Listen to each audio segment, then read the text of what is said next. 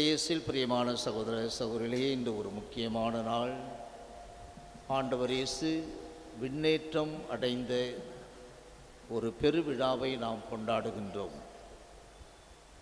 ஆண்டவர் இயேசு கிறிஸ்து தம திருத்துவத்தின் இரண்டாம் ஆளாகிய சுதனாகிய சர்வேஸ்வரன் தந்தை கடவுளின் விருப்பத்திற்கிணங்க மண்ணிற்கு வந்து ஒரு மனிதனாக பிறந்து மனித இயல்பில் வாழ்ந்து பாடுபட்டு இறந்து அடக்கம் செய்யப்பட்டு உயிர்த்தெழுந்தார். அடக்கம் செய்யப்படுதலை மட்டுமே நாம் பார்த்திருக்கின்றோம், உயிர்த்தெழுதலை பார்த்தது கிடையாது. அதை நாம் நல்ல முறையில் ஞாபகத்தில் வைத்து கொள்ள வேண்டும். இது ஒரு விசுவசிக்கப்பட வேண்டிய சத்தியம் என்பதை உணர்ந்து கொள்ள வேண்டும்.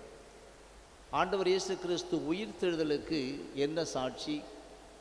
அங்கே ஓடிவரும் பெண்கள் உள்ளே பார்த்தார்கள், 2 வானதூதர்கள் அங்கே அமர்ந்திருந்தார்கள் என்று சொல்லப்படும்.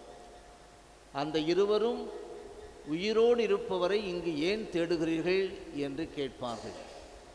அது லூக்கா நற்செய்தியிலே. அதே லூக்காதான் திருத்தூதர் பணியை எழுதுகின்றவர். எனவே உயிர்த்தெழுதல் உண்மை வெற்று கல்லறை காட்டுகின்றது. அதை உயிர்த்தெழுந்த இயேசு நமக்காக பாடுபட்ட இயேசுவா என்ற சந்தேகம் நமக்கு இருந்தார். சந்தேக தோமையாரை வைத்து கொண்டு அதையும் சரி என்று நிரூபித்து காட்டுகின்றார். வா, என் உடலில் எங்கெல்லாம் காயங்கள் இருக்கிறதோ அங்கே நீ விரும்புகின்றவாறு செய்ய வேண்டியதை செய். கைகளில் உன் விரலை இடு, விழாவில் உன் கையை இடு என்று சொல்லி அதை நிரூபித்து காட்டுகின்றார். எனவே உயிர்ப்பு உண்மை. உலகில் வாழ்ந்த அதே இயேசுதான் உயிர்த்த பிறகும் இருக்கின்றார் என்பதை அங்கே காட்டுகின்றது. அந்த உயிர்த்தெழுதல் உண்மை என்பதற்கு அங்கே 2 வானதூதர்களை லூக்கா அமைக்கின்றார். இன்று ஆண்டவர் இயேசுனுடைய விண்ணேற்ற நிகழ்வு, அந்த விண்ணேற்ற நிகழ்வு உண்மையா என்று காட்டுவதற்கு ஆண்டவர் இயேசு விண்ணேறுகின்றார். மேகங்கள் அவரை மறைத்துக் கொள்கின்றது. அப்போது அந்த கலிலேயர்களாகிய அந்த சீடர்கள் மேலே பார்த்து கொண்டே இருக்கின்றார்கள். இங்கேயும் 2 வானதூதர்கள் தோன்றி, கலிலேயரை ஏன் வானத்தை அண்ணாந்து பார்த்து கொண்டிருக்கின்றீர்கள்? அவர் விண்ணகம் சென்று விட்டார், மறுபடியும் வருவார். எனவே உயிர்த்தெழுதல் உண்மை என்பதற்கு அங்கே 2 வானதூதர்கள், இங்கே விண்ணேற்றம் உண்மை என்பதற்கு இங்கே 2 வானதூதர்கள். எனவே இதை விசுவசிக்கின்றேன் என்ற எண்ணத்தில்தான், என்ற உறுதியான எண்ணத்தில்தான் கிறிஸ்தவர்களாக நாம் வாழ்ந்து கொண்டிருக்கின்றோம். எனவே அப்படி வாழ்ந்து கொண்டிருக்கின்ற நமக்கு இதுதான் இலக்காக அமைய வேண்டும். அதைத்தான் இன்றைய 2ஆம் வாசகம் தெளிவாக நமக்கு கூறுகின்றது. கடவுளுடைய அழைப்பு அதுதான் ஒவ்வொருவருக்கும் கிடைத்திருக்கின்றது. அழைப்பு என்ற உடனே நாம் நினைத்துக் கொள்வோம் குருக்கள் கன்னியர் இவர்கள் என்று. மாறாக ஒவ்வொரு கிறிஸ்தவனுக்கும் அழைப்பு கொடுக்கப்பட்டிருக்கின்றது. கடவுளுடைய அழைப்பு உங்களுக்கு எத்தகைய எதிர்நோக்கை தந்துள்ளது என்றும், எதிர்நோக்கு என்பது என்ன? எதை எதிர்நோக்கி வாழ்ந்து கொண்டிருக்கின்றோம்? இதற்காக ஆண்டவர் இயேசு வந்தார், வாழ்ந்தார், இறந்தார், உயிர்த்தார், விண்ணகம் சென்றார். எனவே இதற்காகத்தான் அவருடைய உடலின் அங்கத்தினர்களாகிய, அதெல்லாம் சபை மன்றாட்டிலே இந்த இடையிலே வரும் அந்த தூயவருக்கு முன்னால் ஜெபிக்கப்படுகின்ற ஜெபத்தில் பாருங்கள், தலையாகி அவர் முன்னரே ஏறி சென்ற இடத்திற்கு அவருடைய உடலாகிய நாமும் செல்வோம். இவ்வாறு தலையாகி அவர் சென்றது நாம் இந்த உலகில் அனுபவித்துக் கொண்டிருக்கின்ற வேதனையிலிருந்து தப்பித்துக் கொள்வதற்கு கிடையாது. மாறாக நமக்கெல்லாம் ஒரு முன் உதாரணம் காட்ட. எனவே நம்முடைய எதிர்நோக்கி என்ன? விண்ணகம் செல்ல வேண்டியது. இறை மக்களுக்கு அவர் அளிக்கும் உரிமை பேறு எத்துணை மாட்சிமிக்கது. இந்த உரிமை பேறு அதுதான் நம்முடைய உரிமை பேறு. தாத்தா பாட்டி அப்பா அம்மா இவர்கள் வழியாக வருகின்ற அந்த வாரிசு சொத்து இருக்கிறதே, அந்த சொத்து இத்தோடு அழிந்துவிடும். ஆனால் அழிந்து விடுகின்ற அந்த சொத்திற்காகத்தான் அலைந்து கொண்டிருக்கின்றோம், அடித்து கொண்டிருக்கின்றோம், கோர்ட்டிலே அல்லாடி கொண்டிருக்கின்றோம். எனவே அத்தகைய உரிமை பேறு, மாட்சிமிக்க உரிமை பேறு விண்ணகத்தில் சென்றடைவது என்றும், அவர் மீது நம்பிக்கை கொள்பவர்களாகிய நம்மிடம் செயலாற்றுகின்ற அவரது வல்லமை. எனவே இடைப்பட்ட காலத்திலே நாம் இதை அடைவதற்காக எடுக்கின்ற எல்லா முயற்சிகளையும் வெற்றி அடைவதற்காக நம்மோடு செயல்படுகின்றவர் அந்த தூய ஆவி வல்லமை எத்துணை ஒப்புயர்வற்றது மேலானது என்று நீங்கள் அறியுமாறு இன்று இந்த பெருவிழாவை கொண்டாடுகின்ற இந்த நாளிலே உங்களுடைய அகக்கண்களுக்கு ஒளியூட்டம் தருவாராக. எனவே இன்று நாம் நம் அகக்கண்களை திறக்க வேண்டும், திறந்து இந்த விழாவின் முக்கியத்துவத்தை உணர்ந்து கொள்ள வேண்டும் என்பார்களே. எனவே நற்செய்தியில் ஒவ்வொரு வார்த்தையும் நமக்கு ஒரு சில படிப்பினைகளை கொடுக்கின்றது. அக்காலத்தில் 11 சீடர்களும் இயேசு தங்களுக்கு பணித்தபடியே கலிலேயாவில் உள்ள ஒரு மலைக்கு சென்றார்கள். 11 சீடர்கள். ஆண்டவர் இயேசு தேர்ந்தெடுத்தது எத்தனை பேர்? 12 பேர். இரவு முழுவதும் ஜெபம் செய்து காலையில் அந்த கூட்டத்திலிருந்து பெயரை அழைத்து 12 தேர்ந்தெடுப்பார். ஆனால் கூடவே இருந்து எல்லாவற்றையும் கண்டிருந்த அவர்களில் ஒருவன் குறைகின்றான். யார் அவன்? ஆண்டவர் இயேசுவுக்கு துரோகம் செய்தவன்.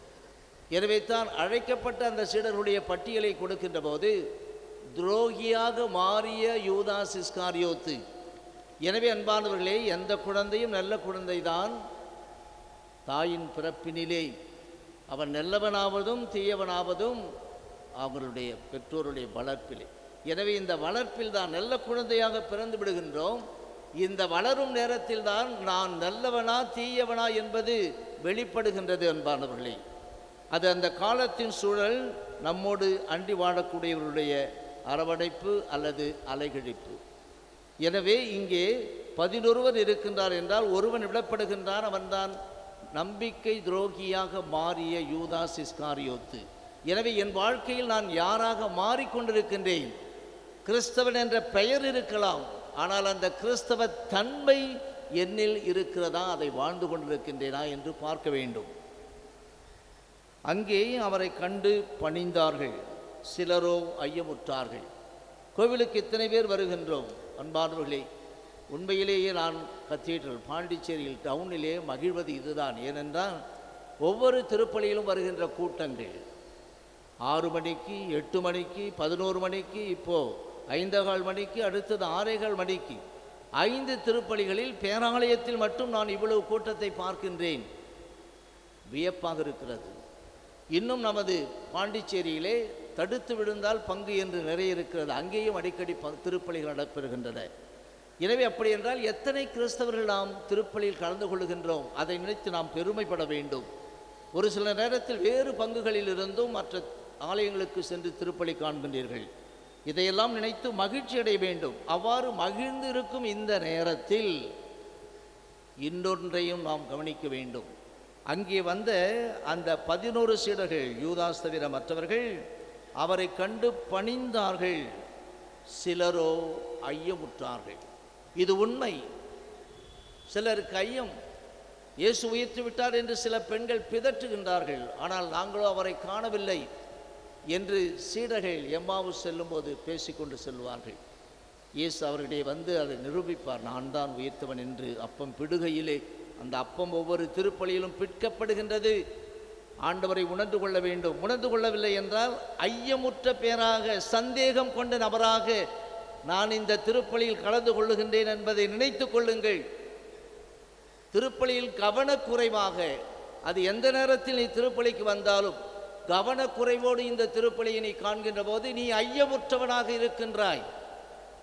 இந்த திருப்பலியின் நேரத்திலே அப்பம் பிடுகையில் அந்த சீடர்கள் இயேசுதான் இவர் என்று இனம் கண்டு கொண்டார்கள் என்றால், இந்த திருப்பலிக்கு வந்து எங்கேயோ அமர்ந்து கொண்டு ஏதாவது செய்கின்றாய் என்றால் நீ ஐயமுள்ளவன், சந்தேகமுள்ளவன். நீ கிறிஸ்தவரா என்பதே உனக்கு சந்தேகம். கிறிஸ்தவர் என்றால் ஞாயிற்றுக்கிழமை கடல் திருப்பலி கண்டு அதை முழுமையாக உணர்ந்து ஒப்பு கொடுத்து ஜெபிக்க வேண்டும் என்பார்களே. அதைத்தான் செய்ய வேண்டும். எனவே இந்த இடைப்பட்ட காலத்தில் செய்ய வேண்டிய காரியங்கள் இப்படியெல்லாம் இருக்கிறது என்று நமக்கு சொல்லி சீடர்கள் நமக்கு கற்றுக் கொடுக்கின்றார்கள். ஒவ்வொரு நாளும் நமக்கு கற்றுக் கொடுக்கப்படுகின்றது. குழந்தைகள் பிறந்தவுடனே குழந்தைகளுக்கும் கற்றுக் கொடுக்கப்படுகிறது. நீ எந்த மதத்தில் இருக்கின்றாய், எந்த விசுவாச சத்தியங்கள், என்ன ஜெபங்கள் உனக்கு தெரிந்திருக்க வேண்டும், இதுவெல்லாம் சொல்லிக் கொடுக்கப்படுகின்றது. கடந்த ஞாயிற்றுக்கிழமை நமது பங்கிலே பொது புதுநன்மை இருந்தபோது அந்த பொது புதுநன்மைக்காக அந்த மக்கள் எல்லோருக்கும் நான் கொடுத்த பிரசங்கத்திலே ஜெபமாலையை காட்டி சொன்னேன். ஜெபமாலையில் 5 ஜெபங்கள் இருக்கின்றன. இன்னொரு ஜெபமாலை காட்டினேன். அதிலே 33 மணிகள் மட்டும் இருக்கும். இதிலே இந்த ஜெபம், இதில் 5 ஜெபங்கள் நமக்கு இருக்கிறது. 5 ஜெபங்கள் என்றால் 33 தடவை 53 தடவை சொல்லுவோம், அது இல்லை. மாறாக நாம் விசுவசிக்கின்ற விசுவாச பிரமாணம், அடுத்தது கர்த்தர் கற்பித்த ஜெபம், அடுத்தது மங்கள வார்த்தை ஜெபம், அடுத்தது பிதாவுக்கும் சுதனுக்கும் என்ற ஜெபம், 5வது அருமையான ஜெபம் ஃபாத்திமா அன்னை. கடந்த 13ஆம் தேதி நம்முடைய திருவிழாவை கொண்டாடினோம். ஃபாத்திமாவிலே அந்த 3 சிறுவர்களுக்கு காட்சி கொடுத்த போது அன்னை மரியாளே கற்றுக் கொடுத்த ஜெபம்தான், ஓ எங்கள் இயேசுவே, எங்கள் பாவங்களை மன்னித்தருளும், எங்களை நரக நெருப்பிலிருந்து காப்பாற்றியருளும் என்ற அந்த அருமையான ஜெபம். எனவே இந்த 5 ஜெபங்களையும் ஒவ்வொரு ஜெபத்தையும் 33 முறை சொன்னால் அதனால் வல்லமையான காரியங்கள் நமக்கு கிடைக்கும். விசுவாசபூர்வமான ஒவ்வொரு ஜெபத்தையும் 5 ஜெபத்தையும் சொல்லுகின்ற போது குறிப்பிட்ட ஒரு காரியம் நடக்க வேண்டுமானால் இதை சொல்ல வேண்டும் என்று சொல்லி, அதற்காகத்தான் இந்த ஜெபமாலை என்று சொன்னேன். திருப்பலி முடிந்தவுடனே ஒருவர் வந்து இன்றைக்கி எனக்கு பிறந்த நாள், இதை கொடுங்க என்று வாங்கி போயிட்டாங்க. எனவே அவ்வளவு முக்கியத்துவத்தை உணர்ந்திருக்கின்றோம். ஆனால் அந்த ஜெபங்கள் எனக்கு தெரியுமா? அன்று நான் சொன்னேன், இந்த 5 ஜெபங்கள் கூட தெரியாமல் புது நன்மைக்கு வாங்கக்கூடிய பிள்ளைகள் இருக்கின்றார்கள். அவர்களுக்கு சகோதரிகள் சொல்லிக் கொடுத்துத்தான் அவர்களுக்கு அந்த ஜெபம் தெரிய வேண்டுமா? குடும்பத்திலே இந்த 5 ஜெபங்கள் அடங்கி அந்த ஜெபமாலையை தினம் ஜெபிக்கின்ற குடும்பமானது மனப்பாடமாக அந்த பிள்ளைகளுக்கு அதை கற்றுக் கொடுத்து விடும். ஒவ்வொரு நாளும் வணக்கமாக நடக்கும். அதை பார்த்தீங்கன்னாக்கா அந்த பொடி பிள்ளை ஜெபத்தை சொல்லும். அப்படிப்பட்ட வளர்ப்பு அன்பார்ந்தவர்களே. ஆனால் நம் குடும்பத்தில் நீங்கள் பாருங்கள், உங்கள் பிள்ளைகளுக்கு ஜெபம் தெரிகிறதா என்று தெரியவில்லை என்றால் ஏன்? ஞானஸ்தானம் பெற்றபோது கிறிஸ்தவ பிள்ளையாக இருந்து அந்த பிள்ளை ஜெபம் தெரியாத பிள்ளையாக மாறுகிறது. யூதாஸ் மாறியதை போன்று. அந்த மாறுவதற்கு காரணம் யார்? பெற்றோர். உணர்ந்து கொள்ள வேண்டும். குடும்ப ஜெபம் இல்லாத குடும்பம் கூரை இல்லாத வீடு. குடும்பத்திலே ஜெபமாலை ஜெபிக்காத ஒரு குடும்பம் நோய் நோக்காடுகளினால் தவிக்கின்ற குடும்பம். இன்று எப்படிப்பட்ட நோய்கள் வருகிறது என்று தெரியாது. நேற்றைய தினத்திலே நம் பங்கிலே ஒரு அடக்கம். அந்த செய்தியை கேட்டதிலிருந்து நேற்று முழுவதும் நான் துயரத்தோடு இருந்தேன். முதல் நாள் தான் அவர்கள் வீட்டுக்கு சென்றேன் இந்த ஈஸ்டர் பிளஸிங்காக. அப்போது அந்த வீட்டிலே அவருடைய பாட்டி மட்டும் இருந்தார்கள். ஜெபத்தை எல்லாம் சொன்ன பிறகு, ஜெபியுங்கள் சாமியம், பேரப்பிள்ளை ஆஸ்பத்திரியில் இருக்கிறது என்று சொன்னார்கள். ஃபீவர், வைரல் ஃபீவர், கடைசியாக பிரெயின் ஃபீவர் என்று சொன்னார்கள். ஜெபியுங்கள் என்று சொல்லிவிட்டு வந்தேன். காலையில் திருப்பலி நிறைவேற்றிவிட்டு நான் உபதேசியாரிடம் சென்று, சார் இதுக்காக வேண்டிக்கிட்டேன் சார் அந்த பிள்ளைக்காக. ஆனால் அந்த உபதேசியார் சொன்னது, அந்த குழந்தை இறந்துட்டது ஃபாதர், இறந்து விட்டது. இந்த செய்தியை நான் அருள் சகோதரி ஜாய்ஸ் அவர்களோடு பகிர்ந்தபோது, இதே போன்ற ஒரு நிகழ்வு விழுப்புரத்திலே 10ஆம் வகுப்பு தேர்வை எழுதிவிட்டு முடிவுக்காக காத்து கொண்டிருந்த பையன், அவனும் அதே போன்று தான் பிரெயின் ஃபீவரால் இறந்து விட்டான் என்று. யாருக்கு எந்த நேரத்திலே எந்த நோய் வந்து அந்த நோய் உனக்கு குணமாகுமா அல்லது உன்னை அப்படியே தூக்கி கொண்டு போய்விடுமா என்று தெரியாத ஒரு நிலையிலே இந்த உலகத்தில் வாழ்ந்து கொண்டிருக்கின்றோம். அப்படிப்பட்ட சூழலில் நான் ஜெபிக்க வேண்டுமா? ஜெபமாலை சொல்ல வேண்டுமா? கோவிலுக்கு வர வேண்டுமா? திருப்பலியிலே முழுவதும் பக்தியோடு கலந்து கொள்ள வேண்டுமா? விளையாட்டுத்தனமாக நாம் வாழ்ந்து கொண்டிருக்கின்றோம் அன்பார்ந்தவர்களே. நமது கடமையை உணராதவர்களாக வாழ்ந்து கொண்டிருக்கின்றோம். அதனால்தான் இப்படிப்பட்ட முடிவுகளை நாம் திடீரென்று சந்தித்துவிட்டு அந்த நிகழ்வுகள் நேரும்போது அழுகின்றோம். அதற்கு பிறகு பழைய குருடி என்று சொல்வார்களே, அதே போன்று. எனவே என்பார்கள், இன்று ஆண்டவர் இயேசு தான் ஏன் வந்ததே நமது பாவத்திலிருந்து நம்மை விடுவிக்க. அவ்வாறு விடுவிக்கப்பட்ட பிறகு இனி இந்த உலகத்தோடு மடிந்து விடக்கூடாது, மாறாக நீ உயிர்க்க வேண்டும். உயிர்த்த பிறகு நீ என்ன செய்ய வேண்டும்? விண்ணகம் செல்ல வேண்டும். அங்கே சென்று அவர் என்ன செய்கின்றார்? தந்தையின் வலப்பக்கத்தில் அமர்ந்து நமக்காக பரிந்துரைத்து கொண்டே இருக்கின்றார். வந்தேன், உயிரை கொடுத்தேன், அவர்களை மீட்டேன், இப்போது நான் இங்கே வந்து விட்டேன். இப்போது அவர்கள் என்ன செய்து கொண்டிருக்கின்றார்களோ தெரியவில்லை. இதோ இந்த நாளிலே, இன்னைக்கு என்ன தேதி? 17 இல்லையா? 17/5/2026 பாண்டிச்சேரி கத்தீட்ரல் பங்கில் இருக்கின்ற மக்கள் என்ன செய்து கொண்டிருக்கின்றார்களோ தெரியவில்லை. ஆண்டவர் இயேசு அங்கிருந்து தந்தையிடம் சொல்லிக் கொண்டிருப்பார்.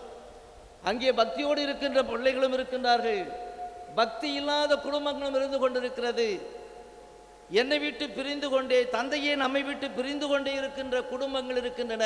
குடும்பத்திலே பிள்ளைகள் இருக்கின்றார்கள். அந்த பிள்ளைகளை பெற்று பெற்றோரும் தாத்தா பாட்டி யாரும் கவலை இல்லாமல் இருந்து கொண்டிருக்கின்றார்கள் என்று அங்கே சொல்லிக் கொண்டிருப்பார். அவர்களை காப்பாற்றும் தந்தையே அவர்களை காப்பாற்றும். அன்பானவர்களை, சற்று யோசித்து பார்ப்போம். எனவே இன்றைய நாளிலே திருப்பலியில் ஒரு உயிரோட்டத்தோடு நீங்கள் கலந்து கொள்ளவில்லை என்றால் இந்த திருப்பலி வீண். திருப்பலியின் விழாவின் முக்கியத்துவத்தை உணர்ந்து என்னுடைய கடமை என்னவென்று இந்த குடும்பத்தில் தகப்பனாக, தாயாக, தாத்தாவாக, பாட்டியாக, பிள்ளையாக இருக்கின்ற நான் என்னுடைய கடமை என்னவென்று உணர்ந்து கொள்ளவில்லை என்றால் வார்த்தைகளை சொல்வதற்கு கஷ்டமாக இருக்கிறது. ஏதாவது வந்து நேரும்போது என்ன செய்வோம்? முட்டிக்கொண்டு அழுவோம். பயமுறுத்தால் அன்பானவர்களை, ஆண்டவர் இயேசு வாழ்ந்து காட்டிவிட்டு சென்று விட்டார். இதுதான் உன்னுடைய எதிர்நோக்கு, இதுதான் உன்னுடைய உரிமை பேறு. இதை அடைவதற்கு பரிசுத்த ஆவியின் வல்லமையை கொடுத்திருக்கின்றேன். அந்த வல்லமையை உதாசீனப்படுத்தி விடாதே, உணர்ந்து வாழ்ந்து கொள் என்று சொல்லுகின்றார். உணர்வோம், வாழ்வோம், அதற்காக வேண்டுவோம். ஆமென்.